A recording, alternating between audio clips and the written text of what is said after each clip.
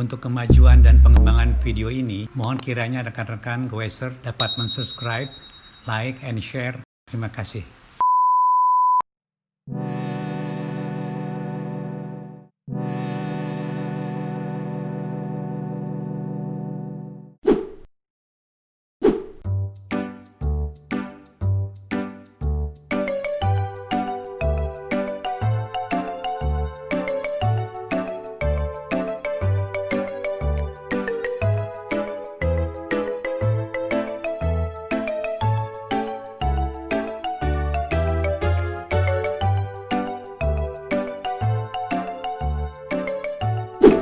Assalamualaikum warahmatullahi wabarakatuh.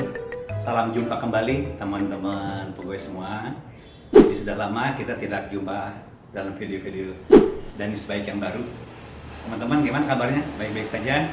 Oke teman-teman, rupanya ada satu hal yang terlupakan ya, yang saya ingat-ingat, kemudian juga teman saya mengingatkan bahwa keren ya, MTB ya, itu ada perbedaan ya, panjang lengannya ini ya dengan crank ini road bike ya, itu ada perbedaan panjang teman-teman. Oke, jadi perbedaan panjang itu mempengaruhi daya goes atau performance sepeda. Oke, itu poin pertama teman-teman, yaitu ada perbedaan panjang lengan crank MTB dan road bike. Nah, apa penyebabnya itu berbeda? Oke, ada topik yang kedua teman-teman, yang sering dibicarakan teman-teman, tapi mungkin saya tidak tahu ya, apakah sudah dibahas secara theoretically ataukah belum. Tapi saya akan coba membahas dua topik, yaitu mengenai perbedaan panjang crank, ya, panjang crank antara crank MTB dan crank road bike ya, ada perbedaan panjang ya. Dan kedua, akhir-akhir ini juga sedang nge-booming ya, atau orang menyenangi crank yang bentuknya oval teman-teman. Oval. Kenapa pabrikan membuat crank oval? Tentunya ada maksud dan tujuan yang berguna ya untuk pegoes ya. Oke, nanti kita coba untuk menerangkan kedua topik ini ya.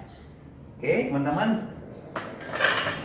Seperti saya sampaikan dalam pembukaan tadi ya, judul kali ini adalah pengaruh panjang lengan crank ya. Nah ya, panjang lengan crank ya, MTB dan road bike ya, dan chainring oval. Nah ini terhadap performance sepeda teman-teman. Oke teman-teman, coba kita perhatikan teman-teman ya. Panjang kita langsung aja ya, kita ukur ya. Panjang crank oval ini berapa panjangnya ya? Ini dari titik senternya sampai titik poros dari pedal itu sendiri. Oke, kita ukur panjangnya di sini. Oke, ini tengah-tengah ya. Nah teman-teman, itu tepat sekali ya. Itu 170 mm ya, atau 17 cm. Ini untuk crank ya, mewakili lah crank dari road bike ini. Jadi panjangnya itu 17 cm. Oke, kita bandingkan dengan panjang crank dari MTB. Nah, panjang crank MTB ini MTB ya. Oke, kita ukur di sini dari poros ke poros di sini ya. Oke, di sini kita perlihatkan. Nah, ini ada perbedaan panjang teman-teman. Walaupun hanya ini 17 lah, ini 17,5 ya, 17,5 nih. 17,5 cm ini. Walaupun nah ini artinya itu ada perbedaan panjang sebesar setengah sentimeter. Nah, ini perbedaan panjang setengah sentimeter ini ya, dan tentunya ada maksudnya teman-teman. Mengapa road bike itu ya tadi 17 cm dan MTB itu 17,5 cm. Walaupun itu hanya 0,5 cm teman-teman, itu ada pengaruhnya terhadap daya goes. Oke teman-teman, kita coba untuk menerangkan mengapa pabrikan membuat demikian. Oke, teman-teman, ini ada dua sesi ya. Pertama akan saya menjelaskan mengenai pengaruh panjang lengan crank ya. Yang sesi yang kedua itu mengenai keistimewaan atau keunggulan chainring atau crank yang bentuknya oval. Oke teman-teman, kalau mau kita perhatikan ya, misalnya teman-teman membeli kendaraan motor ataupun mobil ataupun membaca di spek misalnya majalah otomotif ya mengenai daya kuda atau torsi dari sebuah mesin ya, tentunya teman-teman akan melihat suatu kurva teman-teman ya. Yang kurva itu sifatnya ini seperti ini teman-teman ya. Ini ada dua kurva ya. Kalau kita memperhatikan spesifikasi daripada mesin ya, kurva torsi ya, kurva torsi, betul torsi ya sebagai koordinatnya, dan putaran itu ya. Dan yang kedua ada kurva juga ya, kurva daya ya dan putaran. Nah, putaran tentunya di sini merupakan torsi, biasanya di sini dalam satuan Newton meter ya, dan putaran itu dalam RPM. Oke, jadi ada kurva torsi dan kurva daya.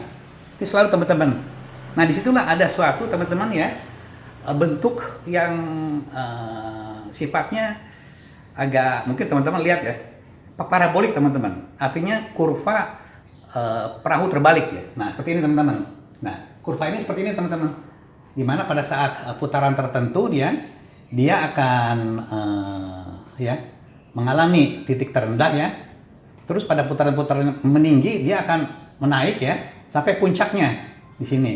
Kemudian pada putaran yang lebih, misalnya ini putaran 60 RPM ya untuk MTB ya, ini akan pada saat puncaknya dia pada saat putaran lebih daripada 60 RPM ya, dia akan menurun teman-teman. Nah, ini seperti inilah kurvanya teman-teman. Nah, begitu juga kurva untuk daya, ini tadi torsi teman-teman, ini daya ya, sama aja. Jadi daya kuda atau HP atau kilowatt ya, itu pada putaran tertentu ya, dia ada di bawah teman-teman. Nah, makin naik putarannya ya. Nah, misalnya di sini pada ini saya udah pada sepeda ya, itu pada puncak teman-teman. Misalnya pada sepeda ini pada 60-80 RPM ya, pada puncaknya, dan setelah dia meninggi pada puncaknya ya, dan putarannya akan lebih lagi daripada misalnya ini 80 RPM ya, dia akan menurun kembali. Nah, gitu teman-teman. Jadi artinya gini teman-teman. Jadi sifat daripada daya ya, daya maksimal dari torsi ya, maupun daya dalam HP ya, ini dalam torsion ya, ini dalam HP itu memiliki untuk sepeda ya, memiliki sifat yang sama dengan motor bakar teman-teman. Oke teman-teman ya, ini ada motor bakar ya. Nah, oke, untuk jelasnya ya, saya terangkan dulu ya, bahwa motor bakar itu sebagai perbandingan teman-teman ya, bahwa sepeda ya yang ada cranknya, yang kita sempat ada cranknya ya, crank ya, yang akan memutarkan poros itu sama dengan sifat motor bakar teman-teman ya. Motor bakar artinya motor bensin maupun motor diesel ya. Jadi ini ada torak teman-teman ya, torak ya. Ini ada poros engkol, ini ada lengannya. Ini sama saja teman-teman. Ini merupakan cranknya, crank sepeda kalau kita bisa asumsikan. Ini merupakan daya tekan di sini merupakan ya, ini kaki kita, ini daya goes kita. Kaki kita, ini lengan kita ya, ini betis kita untuk memutar ini semua gitu. Memutar ya, sama. Nah, motor bakar itu ada motor bakar ya yang didesain mesinnya itu dengan stroke yang pendek teman-teman. Pendek ya. Jadi ada gerakan dari TMA ke TMB ini ya, TMB ini ya, yang sifatnya pendek gitu. Pendek ya. Jadi lengan pendek. Ini biasanya didesain untuk motor balap teman-teman. Motor balap. Nah, perbandingan yang kedua ya, itu ada motor bakar ya yang didesain stroke-nya ini, jadi panjang dari titik mati atas ke titik mati bawah ini, itu lebih panjang daripada desain yang motor balap. Nah, ini didesain untuk apa? Mobil yang memiliki karakteristik ini. Itu untuk mobil sebangsa mobil yang sifatnya untuk off-road. Artinya dia memiliki kemampuan ya, daya torsion ya, dan daya kuda ya, yang diperoleh pada RPM yang lebih rendah atau putaran yang lebih rendah daripada motor bakar ya, yang untuk balap gitu loh teman-teman.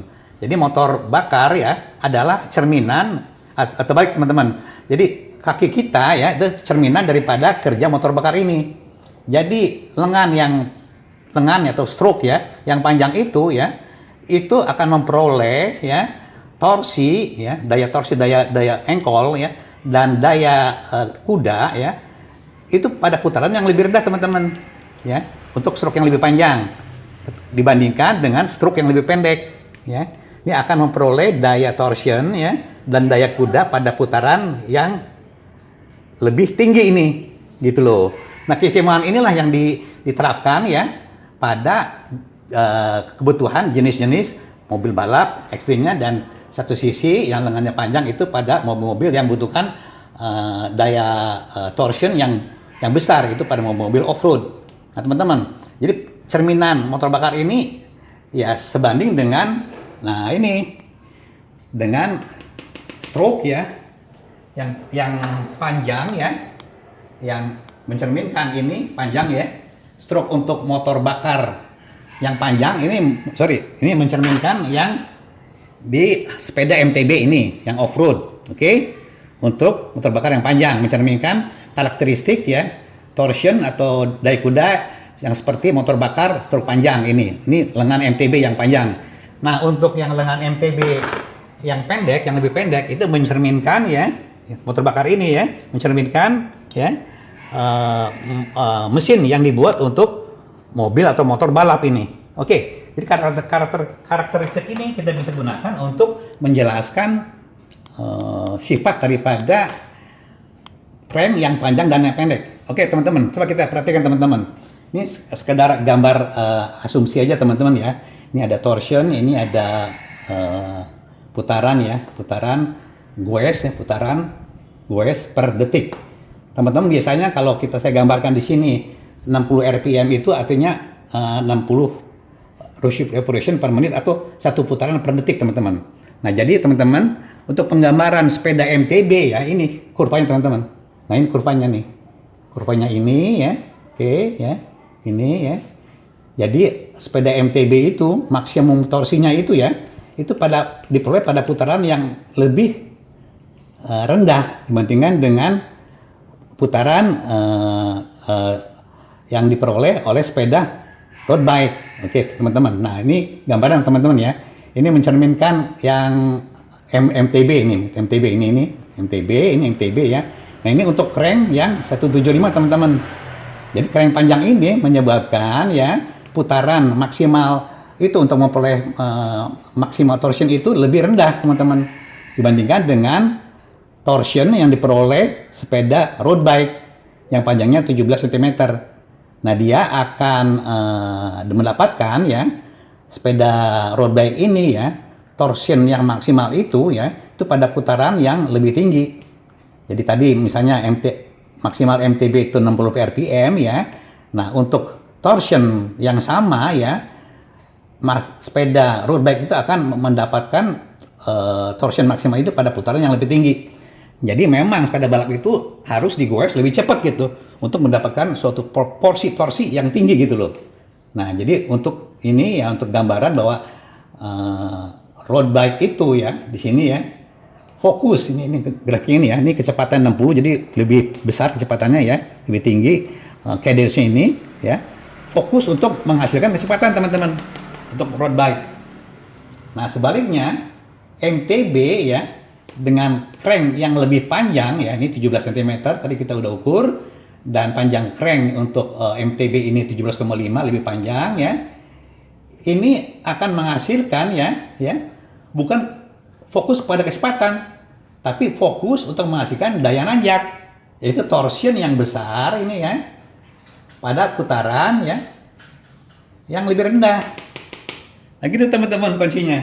Jadi mirip teman-teman, mirip motor bakar gitu loh. Jadi kalau kita goes ya sepeda road bike ya dengan panjang lengan tadi 17,5 cm ya itu secara otomatis, secara karakteristik kaki kita ini berfungsi sebagai torak dan connecting rod ya dan batang penghubungnya itu akan diperoleh ya kemampuan daya goes yang besar dengan putaran yang lebih rendah ya dibandingkan dengan crank dari road bike. Oke teman-teman, jadi nggak usah khawatir teman-teman andai kata kita membeli crank ya dengan karakter atau peruntukan MTB itu pasti ukurannya akan lebih pendek teman-teman dan ini akan menghasilkan kemampuan daya lebih panjang teman-teman. Untuk crank dari MTB itu lebih panjang sehingga akan menghasilkan daya engkol yang lebih besar pada putaran yang lebih rendah dibandingkan dengan crank ya untuk road bike yang panjangnya itu lebih kecil daripada crank MTB ya. Ini akan menghasilkan torsi yang sama pada putaran yang lebih tinggi. Jadi memang ini dia harus besar RPM-nya dan ngebut gitu loh teman-teman. Jadi karakternya akan berbeda teman-teman. Nah itulah teman-teman suatu karakteristik yang memang diperuntukkan untuk itu. Jadi kita jangan hanya istilahnya tuh ya mau menggunakan ini aja tapi tidak tahu ada sesuatu perbedaan di antara ini. Tentunya teman-teman ya sekedarnya lah. Ini merupakan suatu pengetahuan yang perlu teman-teman yang identik dengan karakteristik mesin mobil ya atau motor yang digunakan untuk balap ataupun untuk misalnya untuk motocross gitu ya. Itu tentunya akan berbeda teman-teman. Oke teman-teman. Demikian juga kalau kita jabarkan ya tadi torsi ya. Dia ada dua grafiknya ya. Grafik torsi yang ini ke arah X-nya ini RPM dan grafik juga daya. Nah, daya kuda juga sama teman-teman. Ini dihasilkannya. Jadi selalu akan diperoleh baik yang untuk MTB ataupun dalam yang road bike ini ya. Daya itu selalu diperoleh pada putaran tertentu teman-teman. Nah, ada kita bandingkan ya dengan torsi ya. Selalu torsi itu nilai torsionnya maksimal ini itu selalu lebih rendah ya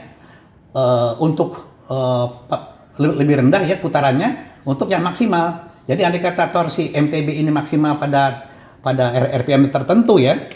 Ini untuk HP atau daya kuda itu dia bergeser teman-teman ke arah yang lebih besar gitu. Jadi torsi itu selalu diperoleh pada RPM yang lebih rendah dibandingkan dengan daya kuda. Itu selalu teman-teman gitu. Demikian juga dengan sepeda. Nanti akan kita buktikan teman-teman. Oke teman-teman. Nah kita buktikan bahwa torsi itu selalu lebih rendah RPM-nya ya, yang maksimal dibandingkan dengan daya kuda. Oke teman-teman. Jadi untuk perumusannya kita jabarkan sebagai berikut teman-teman.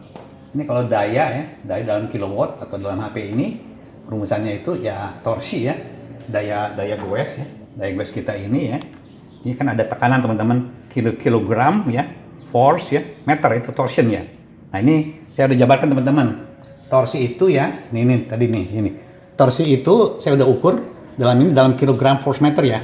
Nah, untuk crank yang 175 ini ya, oke. Itu kita memiliki untuk misalnya berat orang 75 kilogram lah.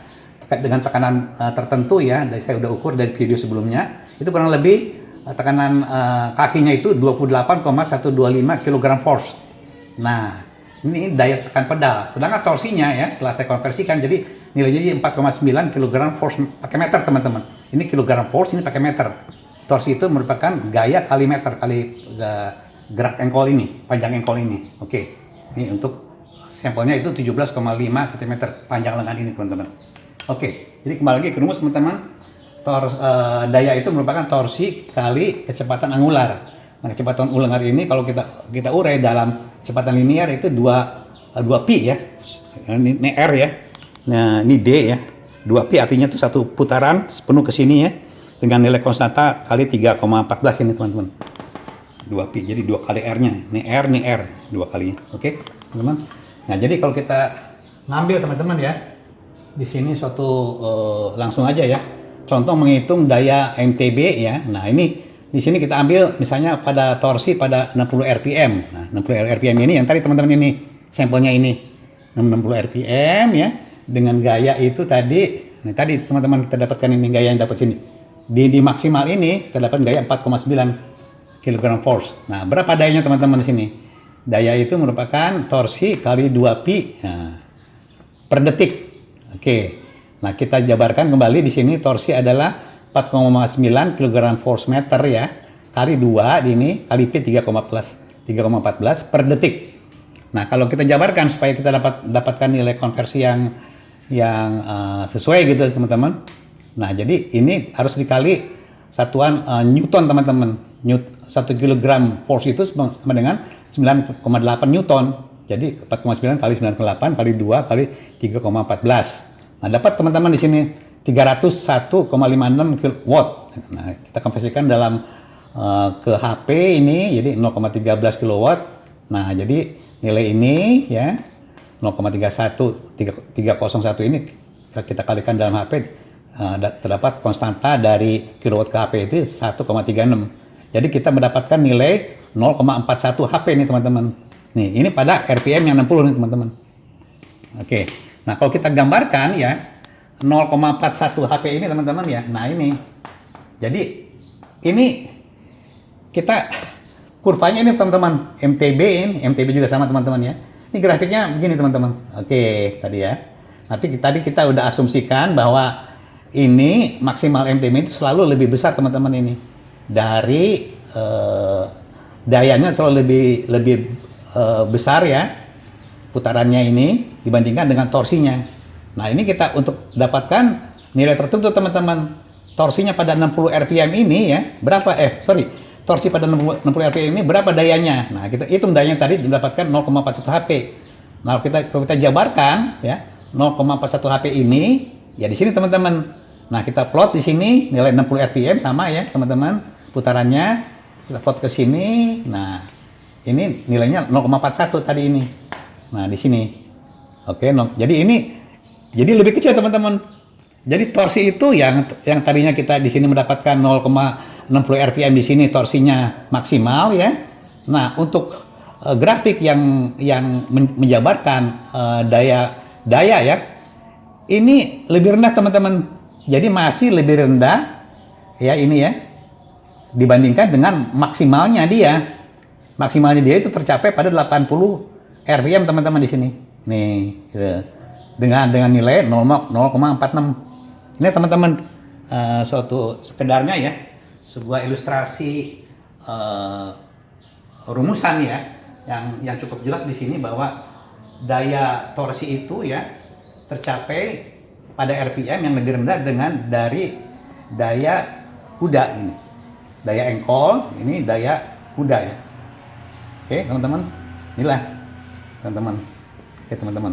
Jadi yang tadi balik lagi teman-teman, baik torsi untuk MTB ya maupun road bike ini ya pada dengan asumsi pada torsi yang sama ya, MTB itu akan mendapatkan ya, kesimpulan teman-teman ya, suatu RPM yang lebih rendah teman-teman dibandingkan maksimalnya ya road bike. Nah, kesimpulan yang kedua ya, untuk MTB ya, untuk MTB dan road bike ini ya, dengan grafik daya kuda ya atau kilowatt dibandingkan dengan RPM ya, sama teman-teman. MTB itu selalu maksimal daya kudanya itu lebih rendah daripada ya RPM-nya ya dibandingkan dengan sepeda road bike nih teman-teman. Nah, ini teman-teman suatu ilustrasi yang cukup jelas teman-teman bahwa kita itu memang dibuatkan suatu sepeda teman-teman ya oleh ahli desain, engineer itu bukan semata-mata ngasal teman-teman. Bahkan saya dengar karena di kita sifatnya umum teman-teman ya, itu untuk road bike ya yang rata-rata itu 170 sebenarnya untuk kaki ya orang Indonesia yang lebih pendek tuh ya, lebih pendek ya. Ini stroke-nya ya, sini ini semacam piston dan connecting rod gerak ke sini ya. Ini teman-teman ini gerak ini. Jadi sebenarnya lengannya itu kabarnya ya bukan 170 teman-teman ini.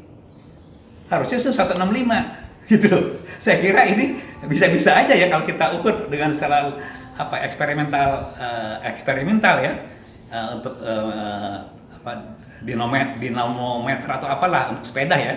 Itu bisa diuji teman-teman di pabrikan. Saya kira sah-sah aja karena kebanyakan produsen memberikan suatu gambaran yang umum, bukan gambaran suatu produk yang umum ya untuk semua. Ya contohnya ya diambil rata-rata aja. Ini sebenarnya 170 barangkali ini untuk orang Eropa yang tingginya di atas 175 barangkali ya. Kalau untuk kita rata-rata di bawah 175 mungkin ini lebih cocok 165 teman-teman panjang lengan ini gitu loh. Mungkin kalau ini lebih cocok barangkali bukan 175 barangkali 170. Oke teman-teman, kira-kira begitu aja deh. Jadi kita harus ya paling enggak gitu ya, ini sebagai bukan suatu ini sebagai penambah wawasan teman-teman aja bahwa kita harus memiliki knowledge teman-teman ya, untuk membeli atau menjudgment sesuatu itu bukan hanya penunjukan power atau pemilihan level dari kualitas komponen itu saja teman-teman, tapi kita harus memiliki knowledge.